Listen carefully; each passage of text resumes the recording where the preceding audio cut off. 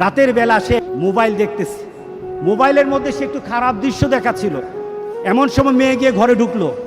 মেয়ে ঘরে ঢুকে দেখলো বাবা তার মোবাইলের মধ্যে খারাপ দৃশ্য দেখছে, মেয়ে দেখে ফেললো।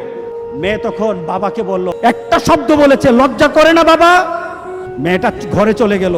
সেই বাবা যন্ত্রণায় ভুগতে আরম্ভ করলো, আরে আমার মেয়ে দেখে ফেললো, আমার মেয়ে কি কথাটা বলেছে, লজ্জা করে না বাবা? সে লোকটা অফিসে চলে গেল, অফিস করতেছে, কিন্তু আর ভালো লাগে না। মেয়েটা কি বলেছে, লজ্জা লাগে না বাবা? কিন্তু মেয়েটার যন্ত্রণায় সে হার্ট ফিল করলো। মেয়েটা এরপরে মারা গেল।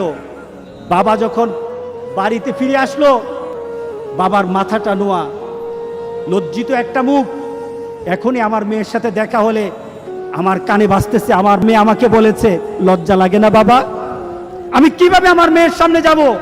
এই চিন্তা যখন করতেছে, এমন সময় দরজা খোলার সাথে সাথে একটা চিৎকার শুনলো। স্ত্রী চিৎকার বলতেছে, আমার মেয়েটা মারা গেছে। বাবার কানে তখন বাজতেছিল রাতের কথা, লজ্জা লাগে না বাবা? তার জানাজার ব্যবস্থা হলো।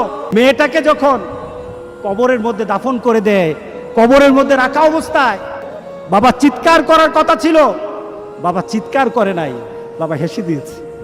তাকে জিজ্ঞাসা করলো, তুমি হাসছো কেন? আমার মেয়েটা চলে গেছে, আমার কলিজার টুকরাটা চলে গেছে, কিন্তু আমার জীবনের মধ্যে একটা আঘাত দিয়ে পরিবর্তন করে গেছে। যেই নীতিতে আমি আমার চরিত্রকে নষ্ট করছি, আমার ঈমানকে নষ্ট করে দিতেছি, আমার মেয়েটা হারিয়ে ফেলেছি, কিন্তু আমি আমার আখিরাতকে বুঝে ফেলেছি।